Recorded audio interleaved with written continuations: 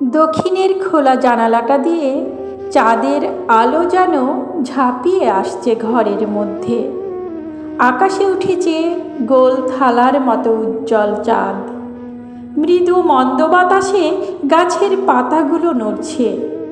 লীলা চুলটা ভালো করে বেঁধে আনমনে দাঁড়িয়ে আছে খোলা জানলার পাশে। কোনো এক নাম না জানা রাত পাখি হঠাৎ নিজস্ব ভাষায় ডেকে উঠল। চমকে উঠল লীলা।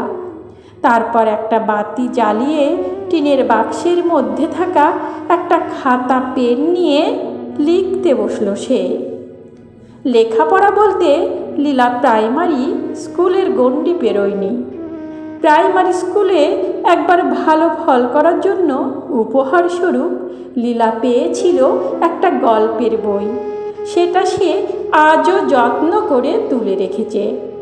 পড়তে পড়তে গল্পগুলো মুখস্থ হয়ে গিয়েছে, কিন্তু মন খারাপের সময় লীলা ওই গল্পের বইটা নিয়েই বসে পড়ে এখনও। লীলার ইচ্ছে ছিল অনেক লেখাপড়া করার, কিন্তু সব সময় ইচ্ছে থাকলেই তো আর উপায় থাকে না। বাপ মা হারা লীলা কাকা কাকির কাছেই মানুষ। লীলার বাবার নেহাত কম কিছু ছিল না। একটা ছোট মুদির দোকান, 2 কামরার ঘর, কয়েক বিঘা জমি সবই ছিল। লীলার বাবা মায়ের মৃত্যুর পর লীলার সাথে সাথে লীলার বাবার সব সম্পত্তির দায়িত্ব নিয়ে নেয় লীলার কাকা জগদীশ। কিন্তু পাছে লীলা লেখাপড়া শিখে তার বাপের সম্পত্তির ভাগ চায়, এই ভয়েই লীলার লেখাপড়া বন্ধ করে তার বুদ্ধিমান কাকা তাকে লাগিয়ে দেয় তার খিটখিটে কাকির রান্নাঘরের সহকারী হিসাবে। তার কাকার ছেলে মেয়েরা লেখাপড়া শিখলেও লীলার আর বেশি দূর লেখাপড়া শেখা হয়নি। তাই লীলাকে গ্রামের সবাই খুব ভালোবাসে। লীলা যেমন মিশুকে তেমন মিষ্টি মেয়ে।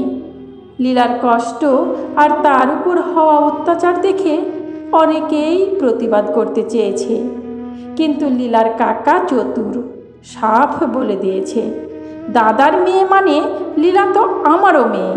তাই নিজের মেয়ের শাসন করা আর ভালো মন্দ সিদ্ধান্ত নেওয়ার জন্য কি আমাকে পাড়ার লোকের কাছ থেকে অনুমতি নিতে হবে নাকি? লীলা সব সময় ভাই বোনদের বই নিয়ে পড়তে চাইতো, আর তা দেখলেই তার কাকি চেঁচিয়ে বাড়ি মাথায় তুলত। তখন লীলার বয়স 15। লীলার কাকা লীলাকে শহরে ঘুরতে নিয়ে আসার নাম করে নিয়ে আসে শহরে। তারপর এই রায়বাড়িতে এসে রেখে যায় তাকে। যাওয়ার সময় বলে যায়, তোকে এ বাড়িতে রেখে গেলাম, খাওয়া পড়া সব এরাই দেবে, কাজ তেমন কিছু করতে হবে না, ওই টুকিটাকি গিন্নিমায়ের হাতে হাতে। লীলা হতভম্ব হয়ে যায় কাকার এই ব্যবহারে। কান্নাকাটি করে বাড়ি ফিরে যেতে চাইলে কাকা রক্তচক্ষু দেখিয়ে বলে, ধাড়ি মেয়ে, ঘরে বসে কারি কারি গিলবি সেটি হচ্ছে না, খেটে খা। আমার ঘরেও একটা মেয়ে আছে, তার বিয়ে দিতে হবে। তুই ঘরে থাকলে তোর বিয়েও দিতে পারবো না, লোকে নানা কথা শোনাবে বলে চলে যায় লীলাকে রেখে। লীলা প্রথম প্রথম খুব কান্নাকাটি করেছিল, তারপর আস্তে আস্তে মানিয়ে নিতে শুরু করেছিল। লীলার থাকার জায়গা হয়েছিল চিলে কোঠার ঘরের ভাঙা চোরা জিনিসের মাঝে একটা ছোট তক্তাপোষে। বাড়িতে লোক বলতে রিটায়ার্ড রায়বাবু, তার স্ত্রী, এক ছেলে বিদেশে থাকে, বছরে একবার আসে। রায়গিন্নির যাবতীয় সাহায্য আর ঘরের কাজ করে লীলা। সারাদিন ঘরের কাজ করে চিলে কোঠার ঘরে চলে আসতো সে। তারপর নিজের দুঃখ যন্ত্রণার কথা লিখে ফেলতো খাতাটা বার করে। এইভাবে একটা বছর কেটে গেছে, কিন্তু এখনও জুটেছে এক নতুন বিপত্তি। রাত বিরেতে রায়বাবু হানা দেয় লীলার ঘরে। কখনো নিজের স্ত্রীর অজান্তেই কাছে পাওয়ার কামনা বাসনা জানায় লীলাকে। লীলা নিজের বাবার বয়সী লোকের এরকম আচরণে শিউরে ওঠে। হুমকিও দিয়ে যেতে ভোলে না রায়বাবু, গিন্নিমাকে যদি কিছু বলিস তাহলে কি হাল করব নিজেও ভাবতে পারছিস না। মাঝে মাঝে লীলা ভাবে পালিয়ে যাবে সে এখান থেকে, কিন্তু কোথায় যাবে ও? এ শহরে পথ ঘাট কিছুই চেনে না। ওর কাকা যে কত গলি পেরিয়ে ওকে এনেছে তা আর মনে নেই। বাড়ি ফিরে গেলে হয়তো ওর কাকাও ওকে ছেড়ে কথা বলবে না। ওকে তো এ বাড়ি থেকে বেরোতেও দেওয়া হয় না কখনো।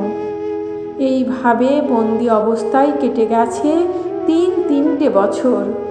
রায়বাবু এখন অসুস্থ, তাই রেহাই মিলেছে লীলার।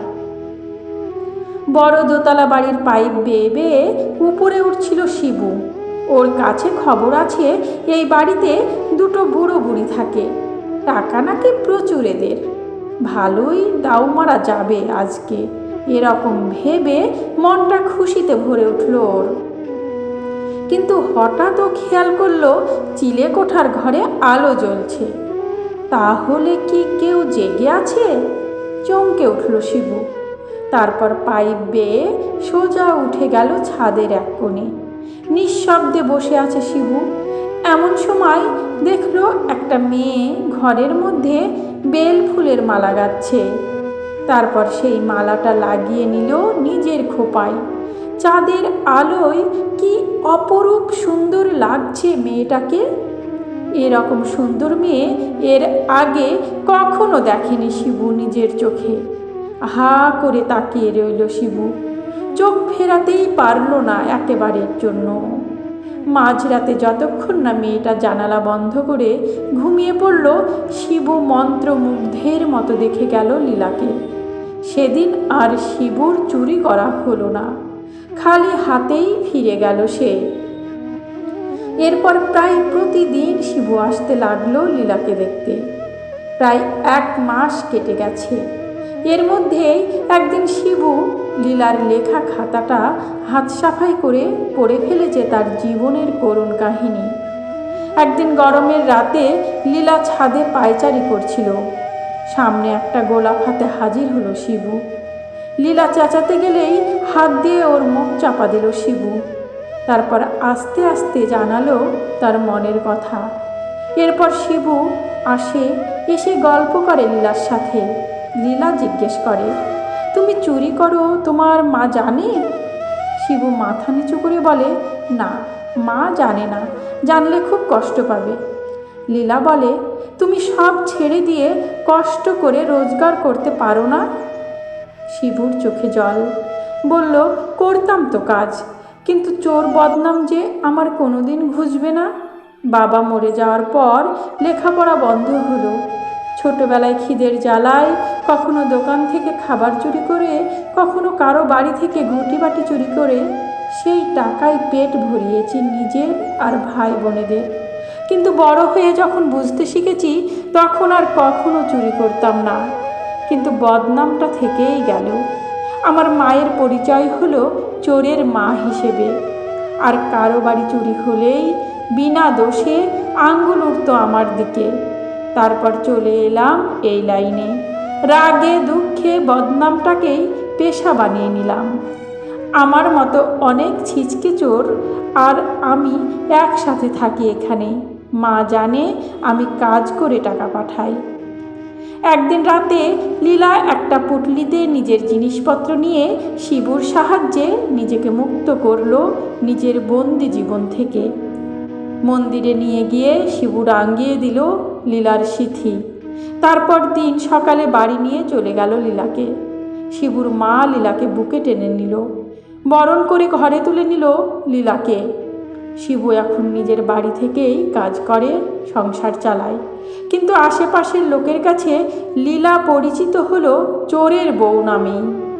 শাশুড়ির চোখের জল আর বরের দুঃখ দেখে মনে মনে সব মানুষগুলোকে ভালো রাখার উপায় খুঁজতে লাগলো লীলা।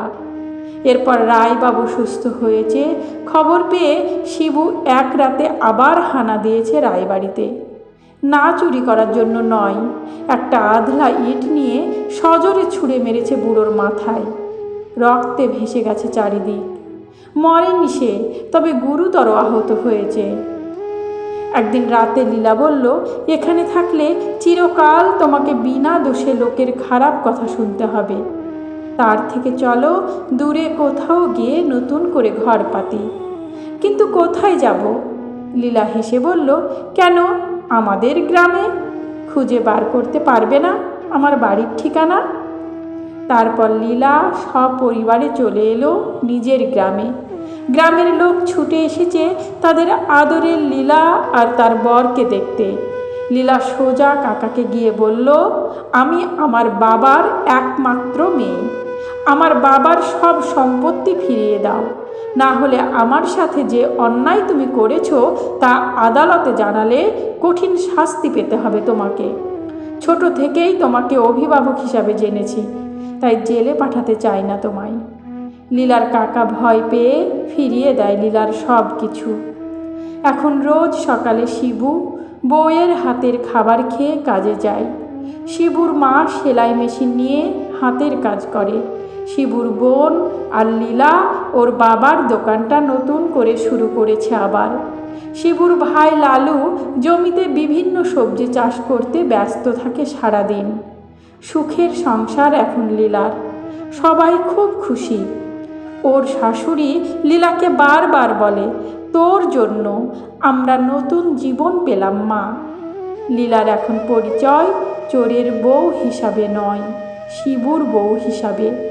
যে ছেলেটা সারা মাস কষ্ট করে রোজগার করা টাকায় লীলার জন্য কিনে আনে শাড়ি কিংবা কাচের চুড়ি, জ্যোৎস্না রাতে লীলার কোলে মাথা রেখে শুয়ে শিবু আপন মনে বলে, ভাগ্যিস সেদিন চুরি করতে ও বাড়িতে গেছিলাম, তাই তো পেরেছি এই সুন্দর মনটাকে চুরি করে নিজের কাছে রেখে দিতে।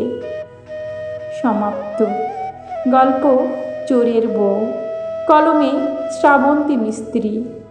কণ্ঠে আমি রোজি।